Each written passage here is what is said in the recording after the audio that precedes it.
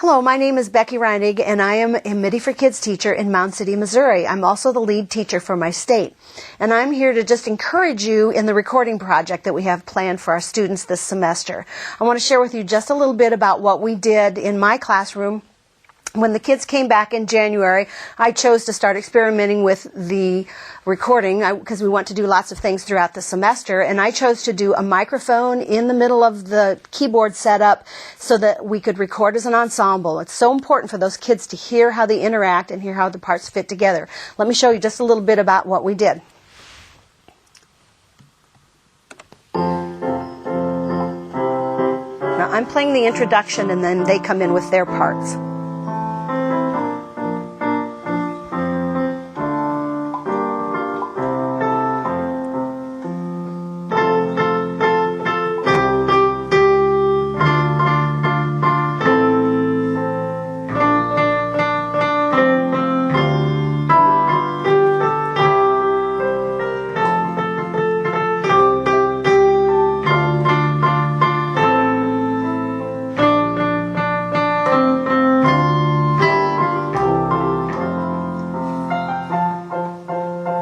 And again, I did a little interlude so they can change sounds.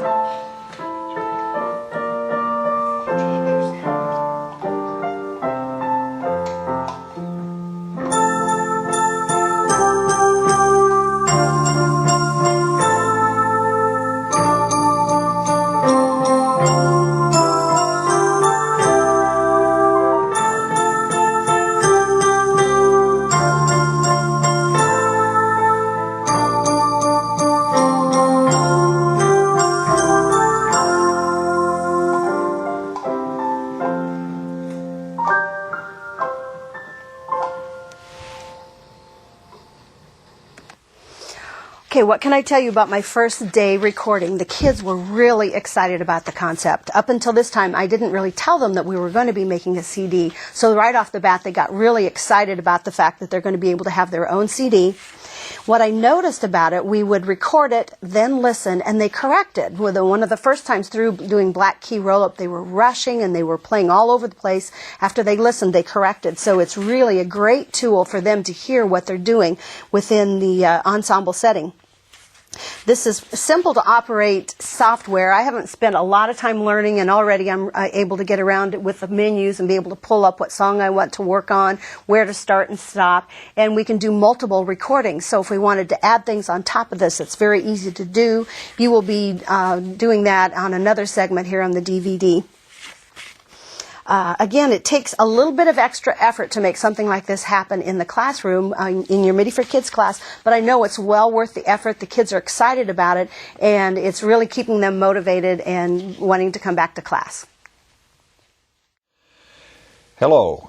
Here we are again at another one of our presentations about things that we really think are important for your children and for your program generally.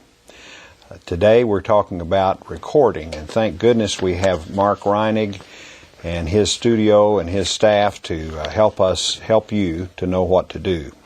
First of all, this is relatively simple, but the important part is how much it can do for your children. And we're on a campaign, as you know, for you to be comfortable when somebody says, "What do you do in those MfK Kids classes?" That you say, we're training the brains of these children to maximize their intellectual potential. We're trying to give them the opportunity to be everything that they can be and teach them to learn to think. Everything we're going to say has to do with teaching them to learn to think, to be more powerfully prepared to be successful throughout their lives. So what this deals with is problem solving, pattern recognition, and critical thinking. But it does it through the power of exciting the children about their music. I wanted to testify that we would not have MfK Kids. MfK Kids would not exist were it not for my having been overwhelmingly excited about playing a little something and recording that, and then being able to listen to that while I played something else and see how they fit together. And that's essentially the opportunity that we're providing for the children in what is an amazingly simple and inexpensive way. Mark Reinig has done the research on the equipment, and for the most part, I'm hoping that you'll think, wow, is that all it costs? Is that all I have to have? I just wanted to say that I believe for children as well as old guys that there's very little that's as exciting as something that they have recorded. Wow, that's me playing that part or singing that part. And all of a sudden, they become critical of themselves. Well, I could have done this a little better. That's a little too loud. I was rushing there. I played the wrong note. All of those kinds of things are helping them to figure out how to make their part fit, which is a part of our musical problem solving, as you know. And it's helping them to realize and recognize the patterns of what worked in one place might work in another spot, and helping to make them more efficient in terms of their means of processing information. And we all have so much information coming in. And then also the critical thinking aspect is that they are listening to what they have done as a group and making critical comments in a constructive way to help them to figure out a way to improve what they've done, to criticize what they've done. And so to start, this is very simple. There are things that make sound, and there are things that record sound, and there are things that store sound for playback. And we're not going to talk about anything that's not in that category. One of those three categories. I thought it might help if I said a little bit about those categories. The things that make sound. Of course, the keyboards or guitars in your keyboard or guitar labs. Any classroom instrument, children's voices, any sound effect that you might decide you needed. So if things make sounds in the air, then they need to have a microphone to record them. If they make sounds that are electronic, then they can plug in directly. And Mark is going to tell you a great deal more about that without it being complicated. In terms of things that record sound, thank goodness we have computers, because Mark has found Audacity software that allows the computer to turn into the recorder. And so it's free. And then the storage, the thing that stores sound and plays it back, is your familiar CD that Mark will be showing you how to record and burn on your computer, and have for your children to take home and say, "Look what I did," to listen to it, maybe all their lives, but certainly a good portion of their life. I have an album, an LP that we made when I was early high school. And I have listened to it in the last year or so and think, well, wow, I was a part of a little group and we did that. And I remember all the feelings and everything. So, I mean, I'm 60 years old and I still cherish that kind of thing.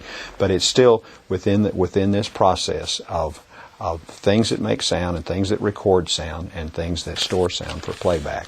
And just one more word before we get started.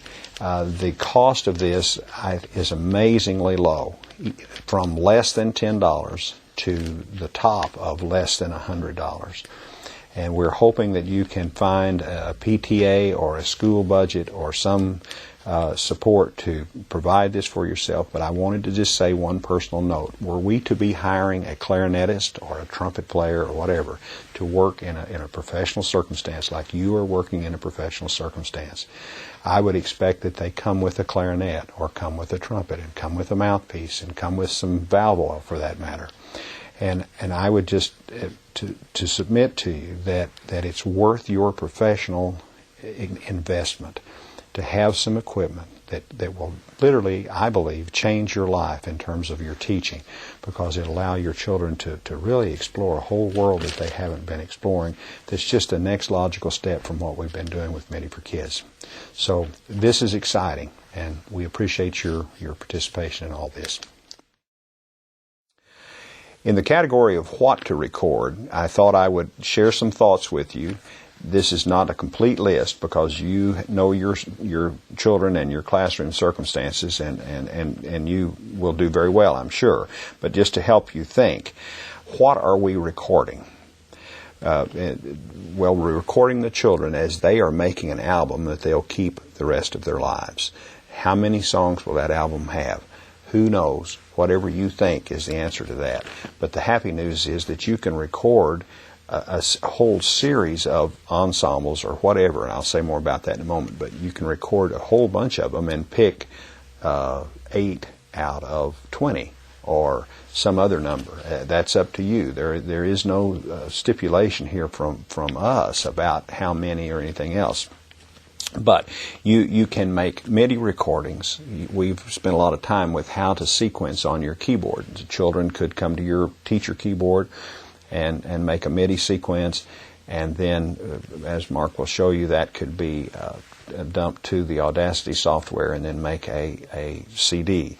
You can make a live recording of an ensemble, which we think probably is the best thing to do, that can be done with 1 or 2 microphones, and have the children play as they make their own arrangement of whatever the song is. And a very, very valuable exercise, and hopefully you'll see Becky Reinig do a little bit and tell you about what she's done with her class already, or some combination where you do a little of it in the MIDI environment and then a little of it as they play live along with the MIDI environment. And then I would like to encourage you also to have them sing. I think it would be a wonderful exercise for them to sing as they go. So children singing the song, adding parts to the MIDI for Kids sequences, children creating their own ensembles, as I said just a minute ago, and then children creating their own ensembles as they maybe even create their own song that they have written the words for and that they have a great deal of ownership. So any of these creative things are all perfect fodder, so to speak, for what we're doing here. And so have fun. This is a great time to have fun and learning experience.